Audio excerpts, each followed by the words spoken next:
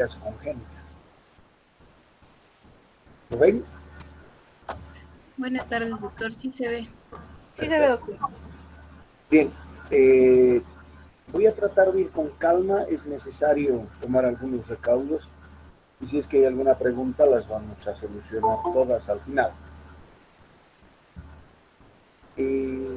Se estima que las cardiopatías congénitas tienen una frecuencia de presentación entre el 0,5 y el 1,25% de los recién nacidos vivos.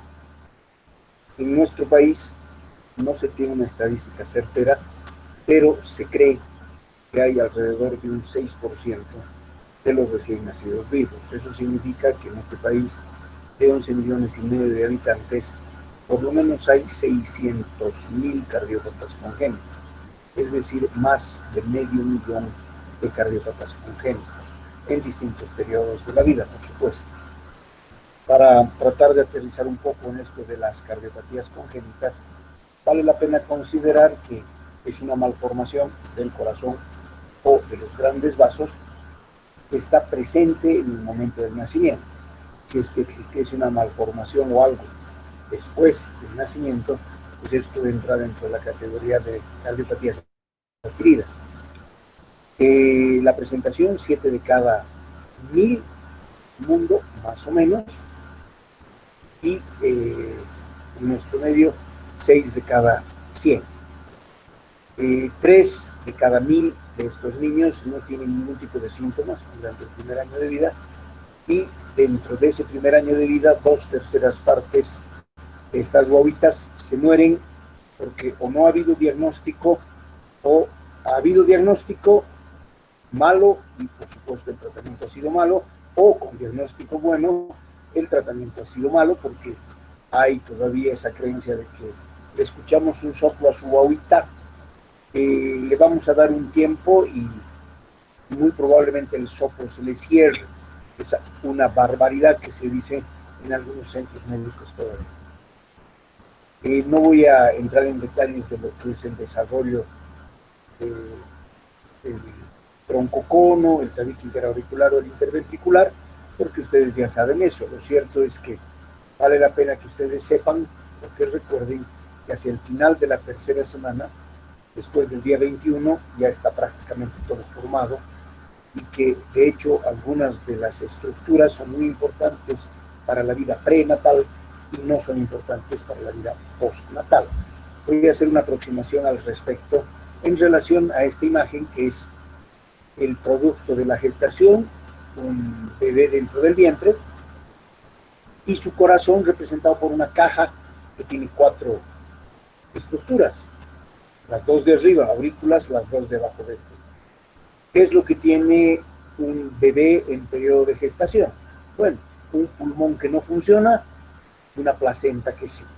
Entonces la sangre le llega a esta guagua hacia su aurícula derecha directamente desde la placenta, oxigenada a través del sistema útero-placentario de la madre. Entonces la sangre bien oxigenadita termina llegando de la placenta hacia la aurícula derecha, recordando nuevamente que en el bebé en periodo de gestación no existe funcionalidad pulmonar. Esta guagua pues, no respira, está flotando dentro del líquido amniótico.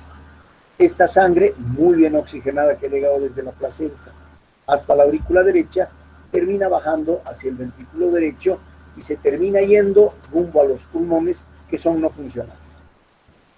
Sirve para irrigar los pulmones solo para que crezcan y después de que eso sucede, el retorno venoso de esos pulmones que se han oxigenado biencito termina volviendo a la aurícula izquierda, bajando al ventrículo izquierdo y llegando hasta el producto. Lo que significa que de alguna manera este chico recibe sangre, entre comillas, sistémica, completamente no oxigenada. ¿Cómo se garantiza de que efectivamente el producto definitivamente reciba algún grado de oxigenación?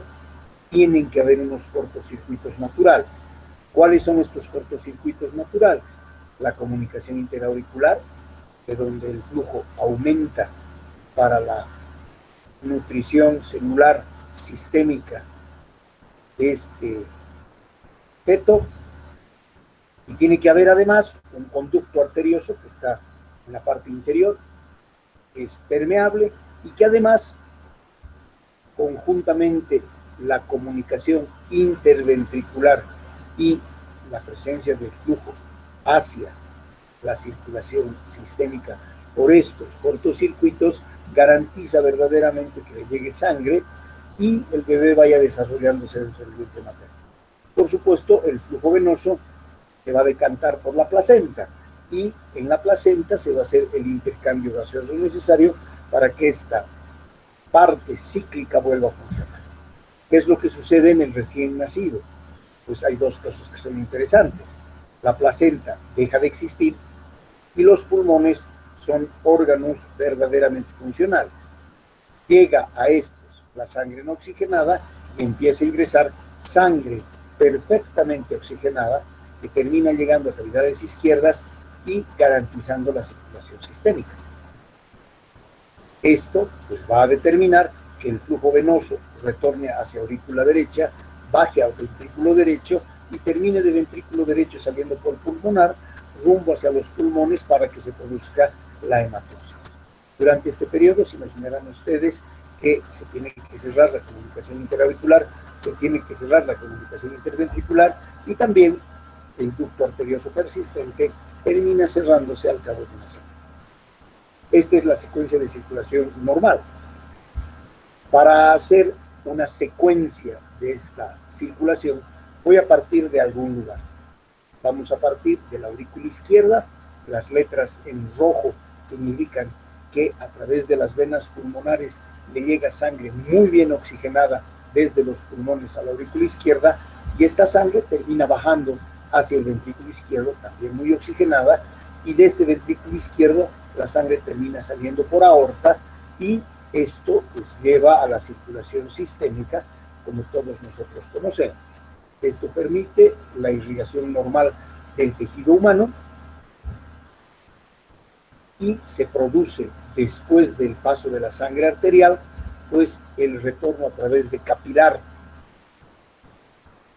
venoso, termina volviendo la sangre no oxigenada hacia aurícula derecha y de aurícula derecha va hacia ventrículo derecho y de ventrículo derecho termina llegando hacia arteria pulmonar. De arteria pulmonar, la sangre no oxigenada va a los pulmones, se produce ese ciclo que había mencionado hace un instante de intercambio gaseoso donde se expulsa el dióxido de carbono a través de la respiración y se introduce el oxígeno a través del mismo fenómeno y esta sangre termina llegando otra vez hacia la aurícula izquierda cerrando un circuito. Si ustedes observan, esto termina siendo un hexágono, una estructura geométrica con 6 caras. A esto se le llama el hexágono de Charles y es muy importante para conocer, como vamos a ver en un instante, qué es lo que pasa con las cardiopatías congénitas. El fin del desarrollo del producto en la parte cardiovascular termina a la 8ª semana de gestación, poco más o menos. A medida que va creciendo, una vez que se ha parado el desarrollo, a lo mejor va modificándose y adaptándose en los siguientes días, luego de la 8ª semana, y van desapareciendo algunas estructuras o se va agravando, pudiendo llegar incluso al óbito fetal. Una vez que se hace la evaluación de la madre gestante y además una vez que el niño ha llegado a término, pues se hace un seguimiento cercano de la guagua durante los primeros meses de la vida postnatal y lo que se hace es evaluar factores de riesgo. Si es que los papás, fundamentalmente la mamá, es menor de 18 años o si es mayor de 35 años, existe un riesgo mayor de cardiopatías congénitas. Si es que hay antecedentes familiares de cardiopatías congénitas, también el riesgo es mayor. Si es que hay cromosomopatías en las guaguitas, ejemplo, enfermedad de Noonan o síndrome de Down o síndrome de Turner, algunos problemas en relación a los cromosomas van a dar malformaciones somáticas y factores externos, diabetes materna, por ejemplo, lupus en la madre, rubeola durante el embarazo o el uso de algunos medicamentos. No se olviden que la formación del tubo cardíaco sucede hacia la mitad de la tercera semana y termina hacia la octava semana. La mamá ha estado teniendo el desarrollo del corazón antes de percatarse de que tiene falta del periodo, sucede antes del mes de embarazo, el desarrollo del corazón ya, entonces a lo mejor ha estado expuesto a factores externos como el alcohol, el uso de talidomida, de difenilida, antoinato de sodio, la fluidoína, anticonvulsivantes u otros. Dentro del punto de vista general, hay dos tipos de cardiopatías congénitas, las acianógenas, no tienen cianosis, y las cianógenas, que tienen cianosis desde el principio. Las listas que se revisan en la literatura son muchísimas. En general, para hacerlo rápido, vamos a hablar de cardiopatías congénitas acianógenas con cortocircuito y muy rápidamente las sin cortocircuito. ¿Cómo es esto? Empezaremos por las sin cortocircuito. Supongamos que un niño o una niña nace con una estenosis aórtica. Es una obstrucción fija al flujo de salida, nace la guagua con ese problema o con una aorta bicúspide o con una incompetencia valvular, algo que no necesita tener cortocircuito de ningún tipo. O nace la guaguita con una coartación de aorta, por ejemplo, que no necesariamente tiene que tener un tipo de comunicación entre los lados. Pero la mayor parte de las cardiopatías congénitas acianógenas se encuentran en ese grupo con cortocircuitos, circuitos más cortitos que vamos a ver en un instante, que son de izquierda a derecha. Lo voy a explicar un poquito más adelante. Dentro de estas, las tres más frecuentes: comunicación interventricular, comunicación interauricular y ductus arterioso persistente. Hay gente que, por razones que ignoro, a la unión, al canal que hay entre aorta pulmonar, le dice ductus arteriovenoso. En realidad es arterioso nomás, porque comunica a la arteria aorta con la arteria pulmonar. Para que fuera un ductus arteriovenoso, uno de los dos extremos tendría que ser vena. Y en este caso, las dos son arterias. La aorta y la pulmonar son arterias. ¿Qué es lo que pasa con las cardiopatías congénitas cianógenas?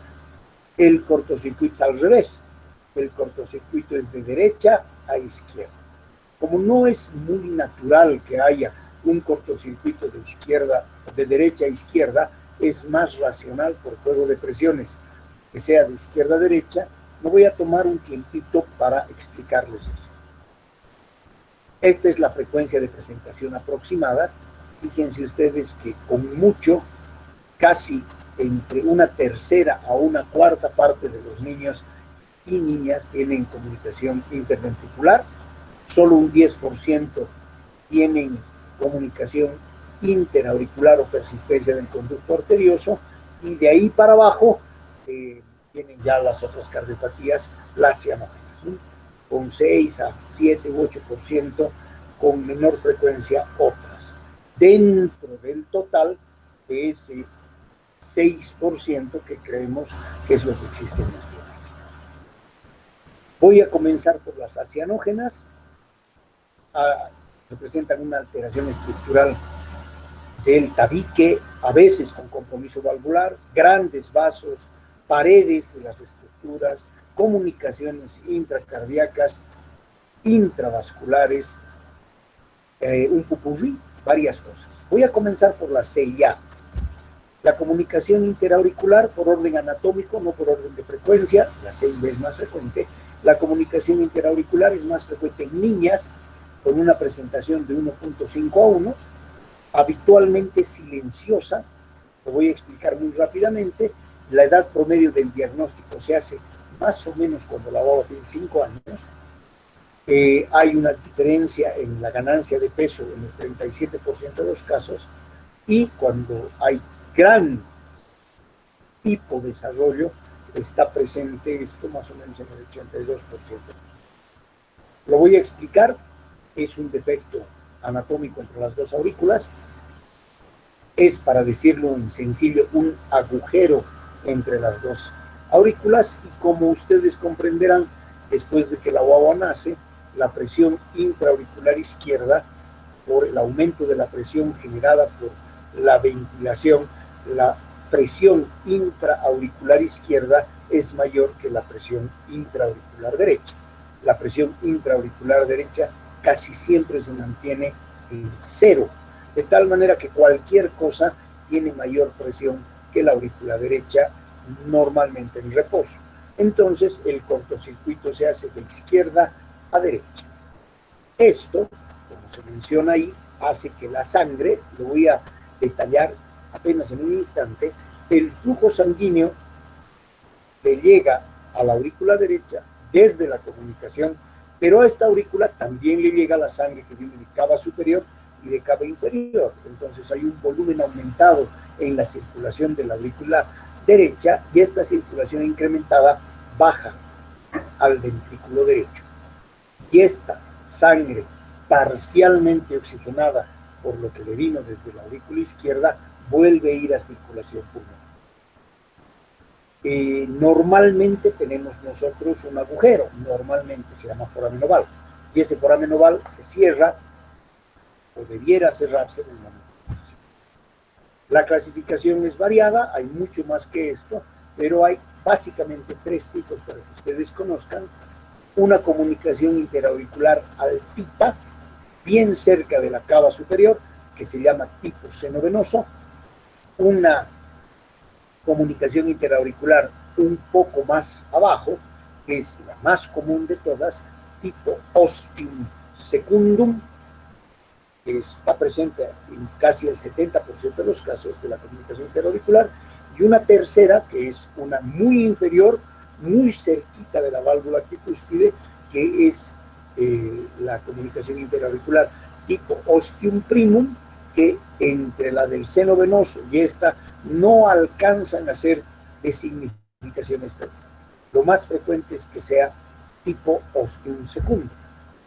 Entonces, deben recordar ustedes el hexágono que les había mencionado, el hexágono de Chávez. A partir de esto, pues, se hace una representación esquemática donde voy a colocar un cortocircuito izquierda-derecha de comunicación interauricular. Acabo de marcar una línea oblicua que lleva la sangre de izquierda a derecha, de aurícula izquierda a aurícula derecha, y esa sangre es obviamente oxigenada, aumentando el caudal, como mencionaba, de aurícula derecha, aumentando el caudal hacia el ventrículo derecho, aumentando el caudal hacia arteria pulmonar y, por supuesto, aumentando el caudal hacia la circulación pulmonar. Esta es la razón por la que esta es una cardiopatía con un circuito más cortito. Todo ese circuito, toda esa vuelta que estaban viendo ustedes en el hexágono que había mencionado al principio, tiene un circuito más chiquito, tiene una vía alternativa, un shunt. Por eso se llama cardiopatía congénita acianógena con cortocircuito. Se genera un circuito más chiquito con hiperflujo pulmonar. Entonces, este cortocircuito izquierda-derecha con hiperflujo pulmonar nos va a llevar, pues, a una condición bastante elemental. La sangre oxigenada que proviene de la aurícula izquierda va a recircular absolutamente de manera inútil hacia los pulmones. Va a sobrecargar de volumen, pero no solo eso. Deben recordar ustedes que la sangre es uno de los mejores medios de cultivo. El agar sangre y el agar chocolate dan fe de eso. Entonces, las guaguas que tienen este inconveniente tienen en recirculación pulmonar por el hiperflujo pulmonar un alto riesgo de infectarse con enfermedades respiratorias, porque esa sangre que está recirculando, reciclando otra vez dentro de la circulación pulmonar son un excelente caldo de cultivo. Además de aumentar la presión tardíamente de capilares pulmonares y terminar produciendo también tardíamente hipertensión arterial. Como esa sangre de aurícula izquierda ha pasado al ventrículo derecho, pues menos sangre ha bajado al ventrículo izquierdo y menos sangre ha circulado en circulación sistémica. Por tanto, los niños son más pequeñitos, déficit pondoestatural y aumento de enfermedades pulmonares a repetición en la primera infancia. Aquí tienen ustedes una imagen del tabique interauricular. En este instante va a aparecer el defecto. La sangre termina viniendo de izquierda a derecha y aumentando el caudal hacia arteria pulmonar. La mayor parte de las guaguas son asintomáticas. Voy a poner un dato de color en este momento. La mayor parte, de hecho, de los pacientes asintomáticos hasta la edad adulta. No es de extrañar que esta sea una de las cardiopatías congénitas que se detecta más tarde. La mayor parte se detecta en periodo posparto, inclusive en mujeres hechas y derechas, y muy frecuentemente después de los 40 años de edad. Entonces, realmente es de diagnóstico tarde. Muchos de los síntomas tendrán relación al flujo pulmonar incrementado, las infecciones respiratorias que les mencionaba, la fatiga o la disnea cuando el cortocircuito realmente es grande por hipertensión arterial pulmonar rápidamente evolutiva, y fundamentalmente en las personas mayores ya, en un adulto, las arritmias auriculares o supraventriculares. La fibrilación auricular es la causa más frecuente de consulta en estos pacientes que tardíamente se detectan. El retraso pondoestatural que también había mencionado. ¿Cómo nos damos cuenta?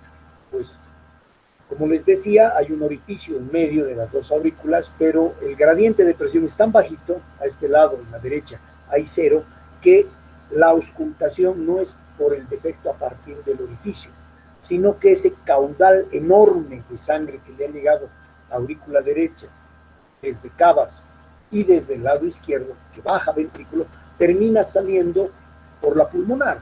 Entonces, el hiperflujo pulmonar es lo que causa un soplo sistólico viejo. Lo segundo que llama la atención es un desdoblamiento fijo del segundo ruido. Pum, papá, pum, papá, pum, papá. Y ese desdoblamiento no se modifica con inspiración y con expiración. Y puede encontrarse un reforzamiento del componente pulmonar del segundo ruido.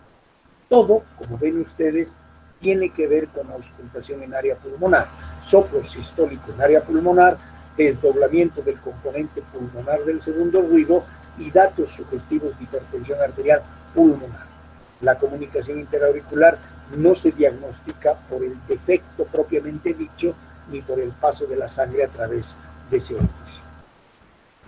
¿Qué se puede encontrar en el electrocardiograma? A lo mejor hay sobrecarga de volumen del ventrículo derecho, la sangre fluye hacia este lado, es posible.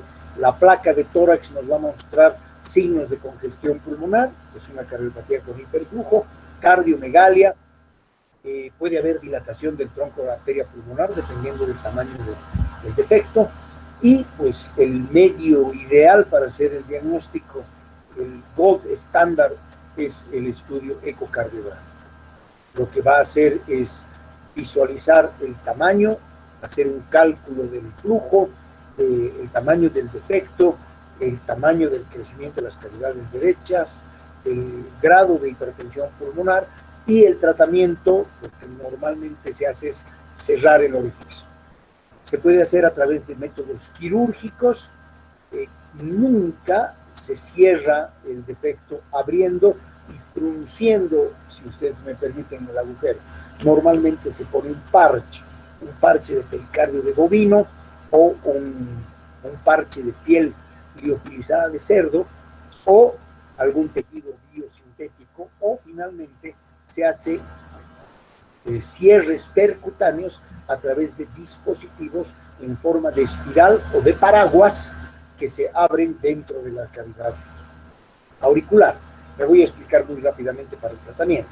Se entra por vena, por femoral, se sube a través de cava superior, se llega a aurícula derecha, se pasa a través del defecto y se abre una malla como si se abriera un paraguas al revés, sin tela obviamente. Se abre el fierro para un lado y del otro se abre otro para que termine siendo como una ruedita que está agarrada por el medio. y se descuelga después el catéter por el cual se han introducido estos dispositivos. El más conocido tiene el apelativo de Amplatzer, que es una manera de cerrar percutánea sin ningún tipo de problema. Normalmente puede detectarse de manera prenatal si es muy grande.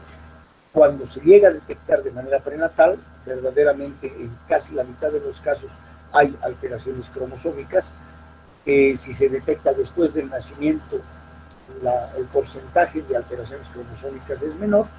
Y si es que hay un feto con anomalía cardíaca, en cualquier estadio, casi la mitad tiene alteraciones cromosómicas. Vamos a otro defecto, la comunicación interventricular. Es un defecto de abajo y permite el paso de la sangre igual. La presión del ventrículo izquierdo es mayor que el del ventrículo derecho y pasa la sangre de manera parecida a través de un orificio que habitualmente es un poco más chiquito. Este cortocircuito va a llevar sangre también al circuito pulmonar y como los agujeros son habitualmente un poco más chiquititos, depende, hay algunos defectos muy grandes, pero habitualmente son un poco más chiquititos, se produce también hiperflujo pulmonar, pero a veces no tanto. El defecto interventricular puede ser uno solo, pueden haber muchos defectos interventriculares, y lo más interesante es que la comunicación interventricular generalmente está asociado a otras cardiopatías más complejas. La clasificación, del mismo modo que hemos visto en comunicación interauricular, por la ubicación, las hay membranosas o infundibular alto, al tracto de salida prácticamente, son comunicaciones interventriculares altas, es lo más frecuente, 75% de los casos, o pueden ser a partir de localizaciones un poco más bajas, no necesariamente en el infundíbulo, pero sí en el tabique membranoso alto o abajo, en la parte muscular. La ventaja de los efectos de abajo musculares es que al ir creciendo la guagua, todo el mundo va pensando, el corazón va creciendo, también es cierto, y el agujero va a ir creciendo. Sí, eso es verdad cuando es membranoso, pero cuando es muscular, la trabeculación que se va formando a medida que el niño se va haciendo más grande, va cerrando más bien las comunicaciones más bajas. Por eso existe la perspectiva, de hecho es la única posibilidad de que una CIB baja se cierre con el tiempo por desarrollo de trabéculas ventriculares en la parte inferior. ¿Qué es lo que pasa en la fisiopatología? Un cortocircuito de izquierda a derecha a partir de los ventrículos, la sangre va de derecha para izquierda, como están viendo ustedes en su imagen, hay sobrecarga del ventrículo derecho, sobrecarga de arteria pulmonar, sobrecarga volumétrica en pulmones, hiperflujo pulmonar y un aumento del flujo vuelve a ventrículo izquierdo también. Y ese aumento de flujo vuelve a ventrículo izquierdo también y de ese ventrículo vuelve a irse uno para sistémica y otra parte otra vez en ese reciclado completamente inoperante, insulso hacia circulación pulmonar. La fisiopatología está en relación a este cortocircuito de izquierda a derecha durante la sístole y la gravedad, como se menciona en la imagen, depende del tamaño del agujero y de las diferentes presiones y las resistencias vasculares. ¿Qué es lo que pasa? Esta sangre que va de izquierda a derecha sobrecarga cavidades derechas, sobrecarga de volumen, hiperflujo pulmonar. Este flujo pulmonar aumentado va a dar una sobrecarga diastólica tardía y va a aumentar, como habíamos visto al final, otra vez en ese círculo vicioso. Se va a producir dilatación de la cavidad ventricular derecha, primero por el flujo, y ese flujo que va a pulmones vuelve a cargar aurícula y vuelve a cargar ventrículo y termina siendo una sobrecarga biventricular, volumétrica biventricular. Igual, lo que pasa es que el hiperflujo pulmonar con las condiciones que habíamos visto, y a veces pasa esto, que es muy interesante y muy llamativo, con el paso de mucho tiempo, que seguramente les van a preguntar en un examen. La sangre va tanto de ventrículo izquierdo a derecho que llega un momento en que la presión del derecho, que normalmente es más bajita, va subiendo hasta que iguala la presión. Y hay un momento en que las presiones están iguales y hay un momento en que sigue pasando flujo y termina la presión del ventrículo derecho sobrepasando a la del izquierdo, con muchos años de evolución. ¿Qué es lo que pasa? Entonces el cortocircuito se invierte. Y cuando se invierte el cortocircuito, la sangre del lado derecho termina pasando por el defecto hacia el lado izquierdo, invirtiendo el cortocircuito. Cuando eso sucede en comunicación interventricular, se llama síndrome de Eisenmenger. El síndrome de Eisenmenger, por tanto, es la inversión del cortocircuito en una cardiopatía que originalmente era de izquierda a derecha y que termina convirtiéndose en cardiopatía con cortocircuito de derecha a izquierda. ¿Qué es lo que pasa en las manifestaciones clínicas? Si la comunicación interventricular es chiquita, solo va a haber un soplo, pero con el soplo es más que suficiente. Mientras más pequeño es el agujerito, más agudo es el soplo. Mientras más grande es el orificio, más de tono bajo será el fenómeno auscultativo. Dependiendo del tamaño, les decía, puede haber falla cardíaca, hipodesarrollo pondoestatural, por supuesto. Cuando es muy bobita la paciente portadora de esta manifestación, puede haber incluso dificultades para tomar la leche o sudoración profusa en periodos de reposo.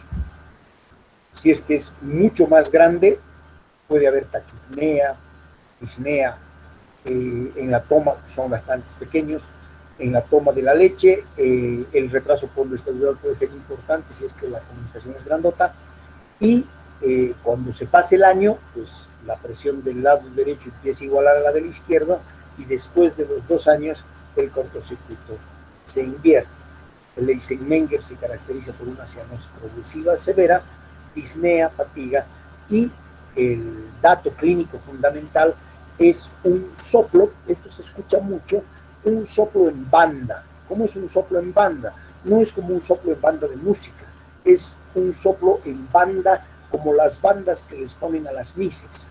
Un soplo que va de izquierda a derecha, de tono agudo, alto, si es que el orificio es pequeño, holosistónico. Esa es la característica de la comunicación. Se escucha sobre el borde izquierdo y la parte inferior del esternón, puede haber latido de la punta, puede haber insuficiencia cardíaca con hepatomegalia en casos severos, y habitualmente el defecto permite que la vibración producida por la sangre y que da auscultatoriamente el soplo termine dando una vibración palpatoria. A eso se le llama trill, estremecimiento catáreo o rum gatuno, y se lo escucha como ronroneo de gato, o se lo percibe como ronroneo de gato en el borde paraesternal izquierdo. ¿Qué se puede hacer para complementar todo esto? Electrocardiograma, que puede ir desde lo normal, si es que la comunicación interventricular es pequeñita, o puede ir, si la comunicación es grande, a datos de crecimiento del ventrículo izquierdo por sobrecarga diastólica. ¿Por qué el izquierdo? Les reitero, el flujo ha ido de izquierda a derecha, ha sobrecargado al ventrículo derecho, ha sobrecargado la arteria pulmonar, ha sobrecargado la circulación pulmonar, pero esa sangre tiene que volver, vuelve hacia aurícula izquierda, y esa sobrecarga de aurícula izquierda baja a ventrículo izquierdo, y es por eso que la comunicación interventricular tiene sobrecarga de los dos ventrículos, del ventrículo derecho también, por supuesto. La placa de tórax lo propio, puede ir desde absolutamente normal hasta cardiomegalia a expensas de los dos ventrículos, con una aorta perfectamente normal y con aumento de la vascularidad pulmonar. La ecocardiografía, pues es el método diagnóstico de elección, determina el tamaño del agujero y la localización precisa del orificio para proponer opción terapéutica. Si es que hay alguna otra anomalía, también se detecta por eco. Y el ecodoppler, que es el añadido de sonido y de color para ver de dónde a dónde va el flujo, nos permite discernir claramente la dirección y la presión que tiene el flujo sanguíneo en uno o en otro sentido, o a lo mejor en los dos. El tratamiento A lo mejor, si es que es muscular, se cierra de manera espontánea. Se puede tratar hasta que tengamos la posibilidad de cerrarlo quirúrgicamente. Se espera que la guagua tenga menos de 2 años o que por lo menos tenga 10 kilos de peso, y la indicación quirúrgica es: estas guaguas no se pueden tratar, entran en falla cardíaca, la clínica es muy aparatosa, y de hecho cualquier cardiopatía congénita, salvo una comunicación interventricular pequeña, muscular inferior, que tiene perspectiva de a lo mejor cerrarse con el tiempo, todo lo demás debe ser considerado quirúrgico. Se puede hacer con un parche sintético, se puede hacer también a través de dispositivos, y si se ha operado antes de los 2 años, es una vida absolutamente normal para esa bebé. Las interventriculares bajas cierran espontáneamente casi en su totalidad hasta los 2 años, y las perimembranosas lo hacen un poquito, de tal manera que estamos esperando hasta los 2 años para poder operar a esta zona. La tercera cardiopatía congénita acianógena con cortocircuito de izquierda a derecha es la persistencia del conducto arterioso.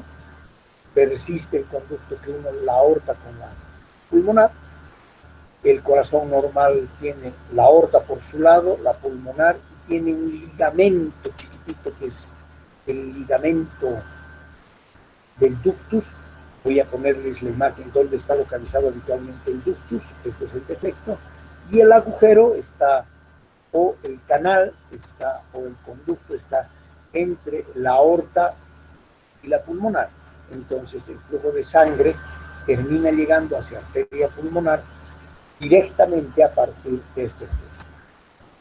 Entonces hacemos nuevamente el cortocircuito de izquierda a derecha, el flujo de aorta se va a pulmonar, aumenta el flujo pulmonar, aumenta el flujo en circulación pulmonar propiamente dicha, la sobrecarga termina volviendo a aurícula izquierda, ventrículo izquierdo, sale otra vez por aorta, una parte va sistémico, pero una parte se va a pulmonar y se convierte en un cortocircuito con hiperflujo y con secuestro también de sangre del sistema sistémico. Por tanto, es guagua también chiquita y con hiperflujo pulmonar y enfermedades recurrentes. La sangre, como mencionaba, va de aorta pulmonar, con este hiperflujo pulmonar, aumenta el flujo sanguíneo de retorno a las cavidades del lado izquierdo, dilatación de cavidades izquierdas, porque toda la sangre que va a pulmonar termina yendo a pulmones, obviamente, y de pulmones volviendo a aurícula del ventrículo izquierdo, con hipertensión pulmonar tardía.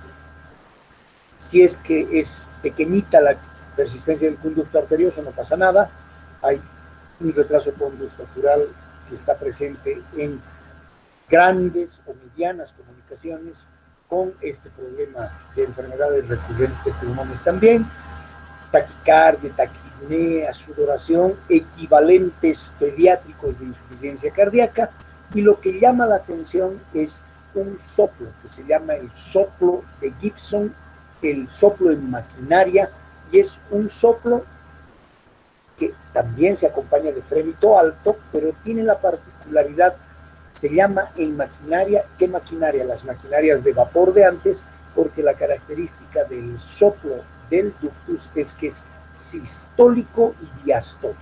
Esto lo voy a explicar bien rapidito.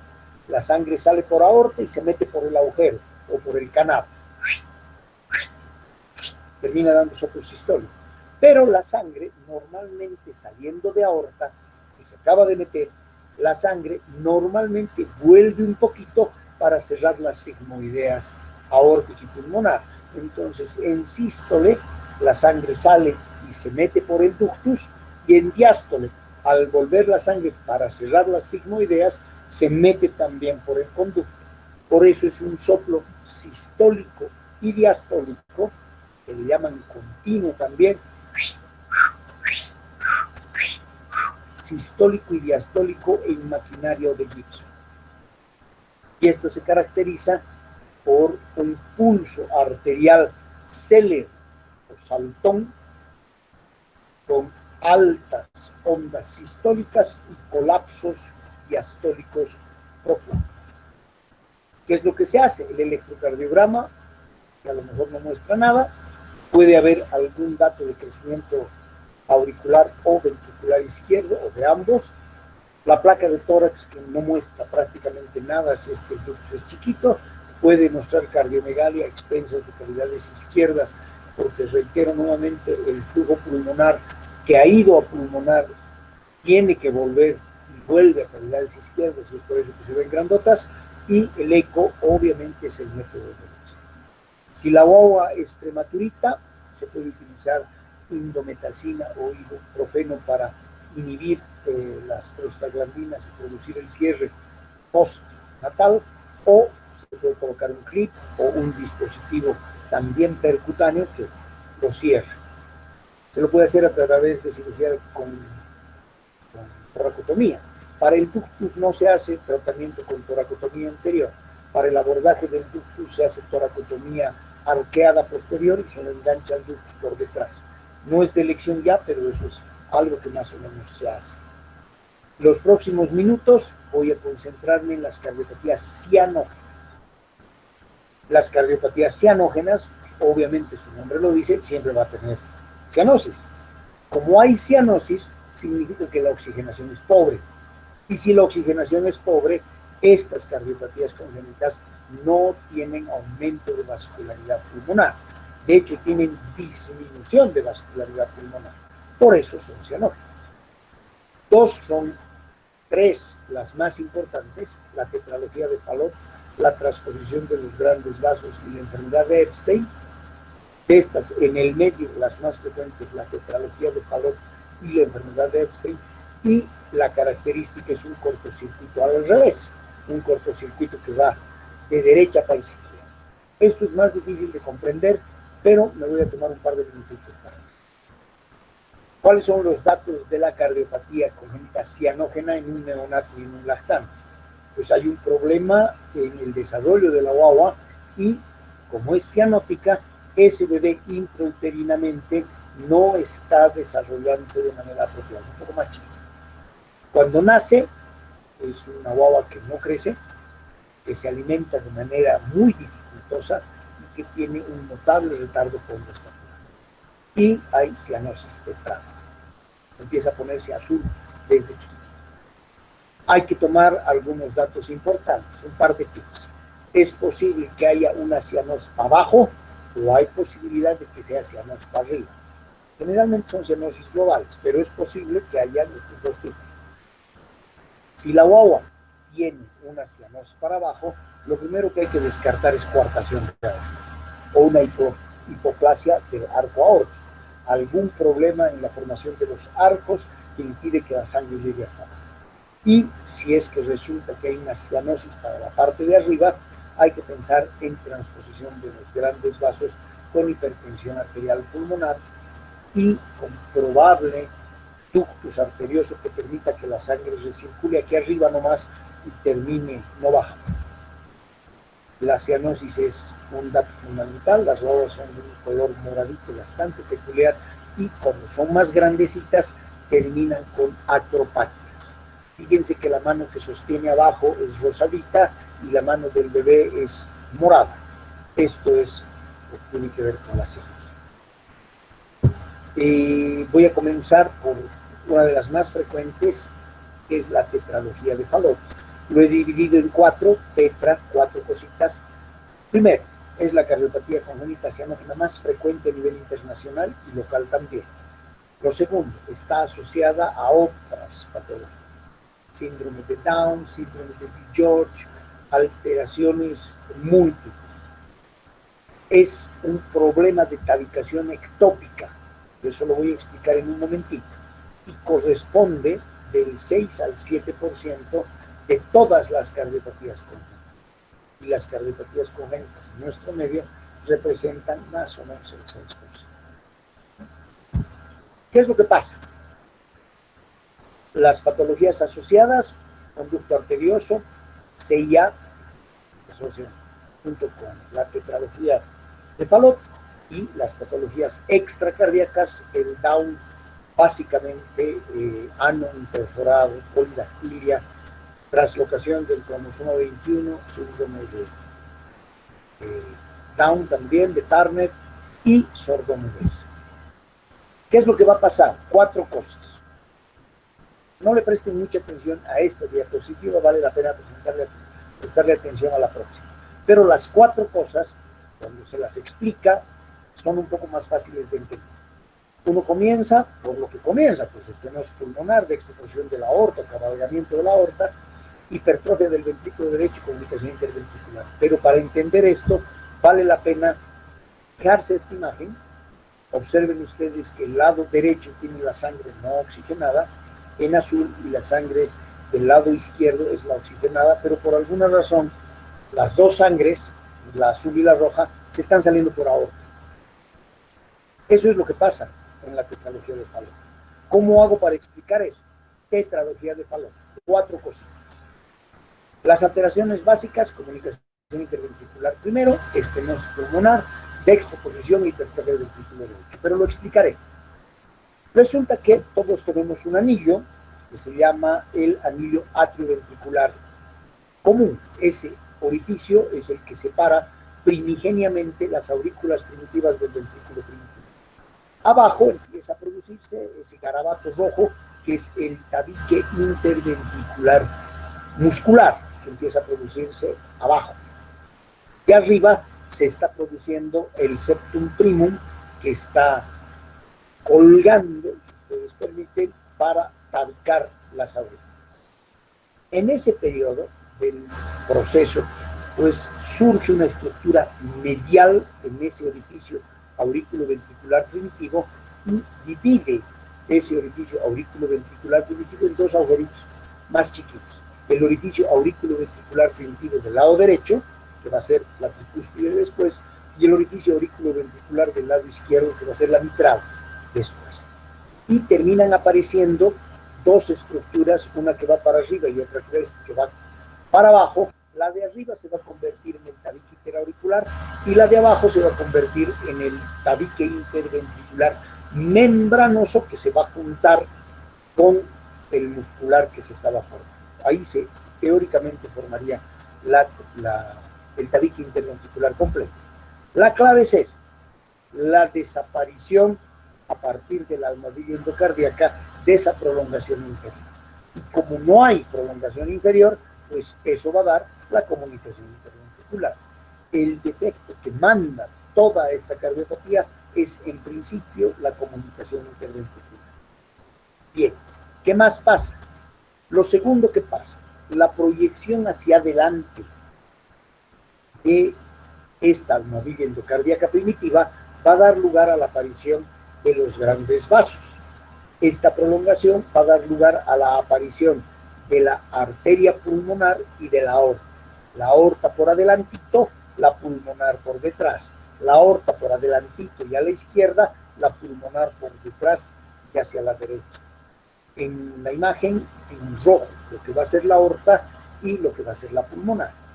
Lo que sucede segundo, el segundo defecto, es una alteración de esta aorta que para la imagen didáctica se ha vuelto más grande, pero que en realidad se vuelve más chiquita. ¿Y por qué se vuelve más chiquita? Porque hay un tejido elástico que lo va frunciendo, y al irlo frunciendo lo vuelve pequeño y lo vuelve retraído hacia el lado derecho, de tal manera que esta estructura que se está yendo para la derecha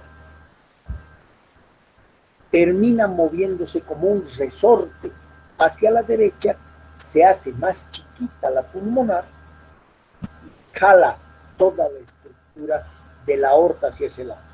Entonces, 2 cosas pasan: la pulmonar se estenosa y, como muestra la flecha roja, la aorta se va para la derecha. Entonces, la estenosis pulmonar, que es el segundo elemento de la tetralogía de Fallot, después de la comunicación interventricular, estenosis pulmonar infundibular, y porque lo jala todito hacia la derecha, pues la dextroposición de la aorta.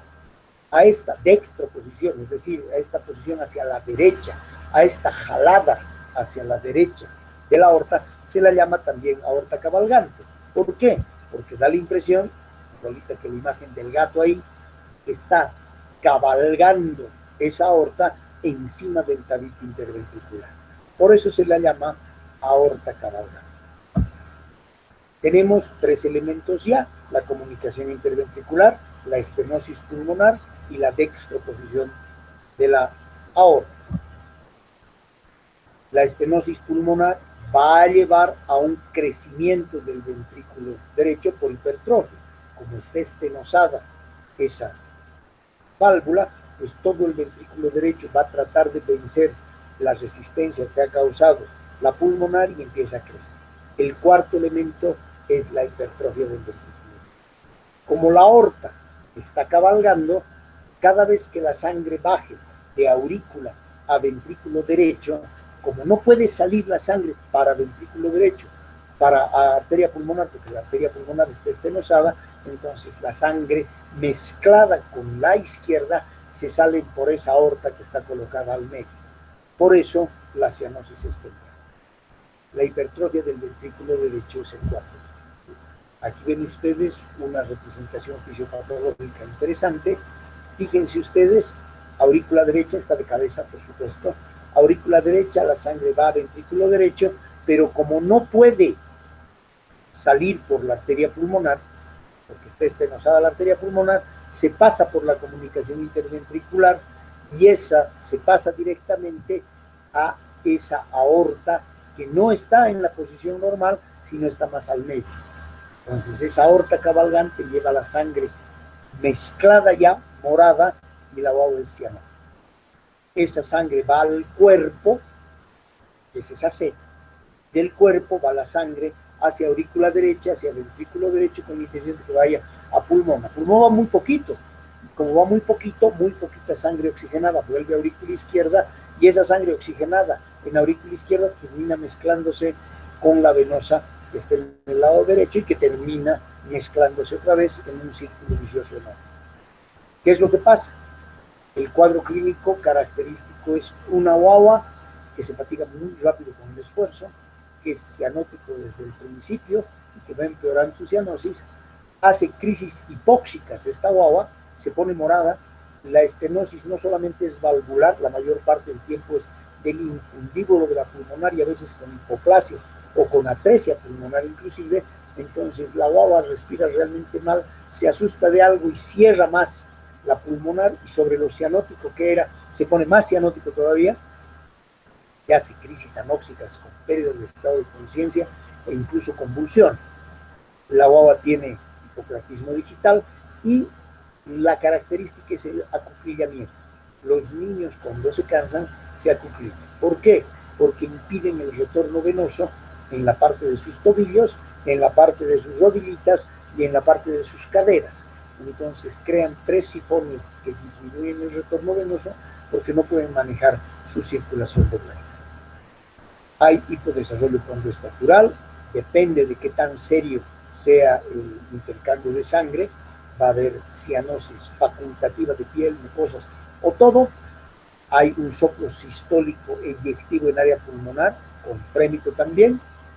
Eritrocitosis, claro, eritrocianosis, y solamente en periodos tardíos es una cardiomegalia por sobrecarga sistólica del ventrículo derecho, y el ventrículo derecho empieza a mover la silueta cardíaca elevando la punta hacia arriba. Por eso el diagnóstico radiológico es un corazón que puede ser de tamaño normal, porque la proyección de la hipertrofia ventricular va para adelante y el ventrículo derecho no se ve en la placa PA, el arco de la pulmonar está excavado y es una punta redondeada y levantada que muchos le han llamado la imagen en zapato sueco, esos zapatos de madera que parece que estuviera levantando la punta del corazón. La imagen del zapato sueco, característica de la temperatura.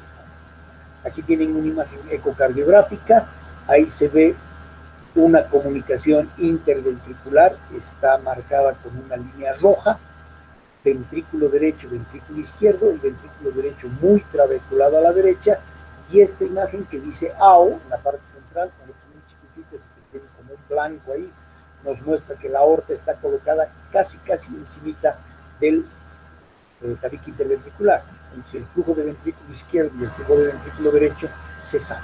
En la imagen ecocardiográfica, que obviamente era lateral y que la he colocado parada para que sea muy parecida a la de la resonancia, el ventrículo izquierdo a la izquierda, el ventrículo derecho más grande y la aorta encimita del tabique interventricular, haciendo que el flujo converja hacia ese lugar. Aquí tenemos unas imágenes de flujo, aquí se debe entender muy claro, ecocardiográficas, BD el ventrículo derecho, por supuesto, aorta, y fíjense ustedes cómo el flujo azul termina saliendo por aorta en cada ciclo circulatorio, ¿no? En cada ciclo cardíaco. El electrocardiograma va a mostrarnos crecimiento auricular y ventricular, y el eco nos va a mostrar la comunicación, como acabamos de ver, la estenosis pulmonar, el grado de cabalgamiento y la hipertrofia ventricular derecha. Este es el electrocardiograma que se ve, crecimiento de cavidades derechas. El tratamiento, hay que preparar a la guagua para un periodo, porque van a ser 2 cirugías, una paliativa, una fístula. ¿Qué se hace? Una fístula sistémico-pulmonar, procedimiento de Blalock se llama, la subclavia, que es una arteria, se la junta directamente a la arteria pulmonar. Entonces se manda sangre arterial a la circulación pulmonar con la intención de que se oxigene un poco, creando una especie de comunicación falsa de manera quirúrgica. Se puede hacer una fístula que se conoce con el nombre de fístula de Waterstone o cirugía de Waterstone, que la aorta descendente se la une desde atrás a la pulmonar del lado derecho para tratar de garantizar de que vaya sangre a pulmonar, porque no está yendo por la estenosis, y finalmente la correctiva, ¿no?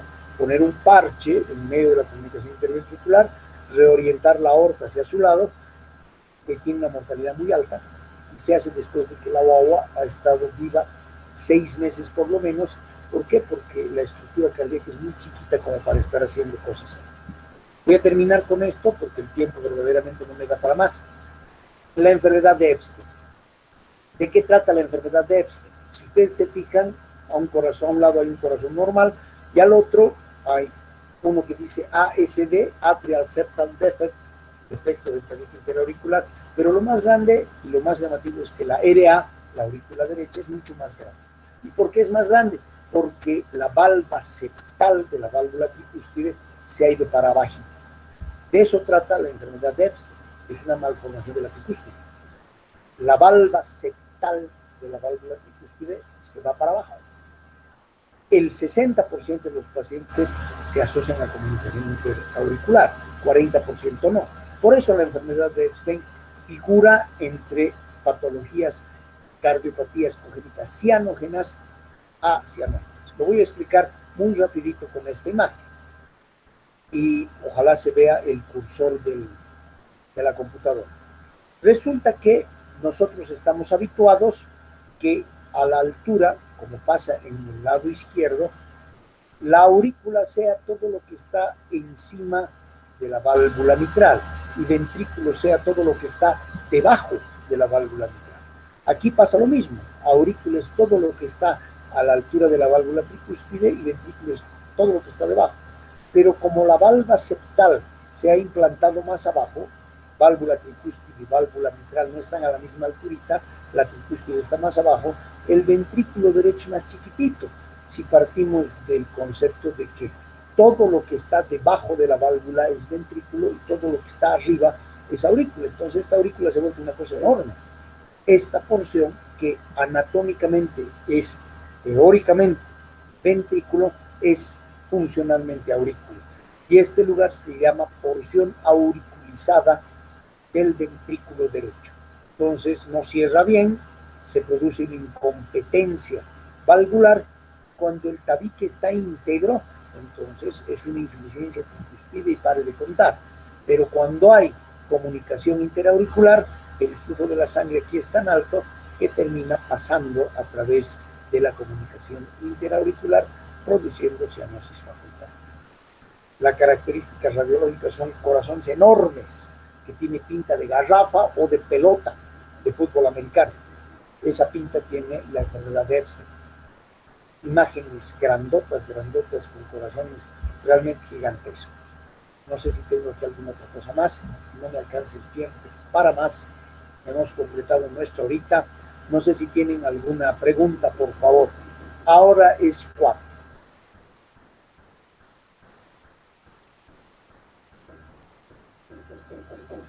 Lo soy. Atentamente, además.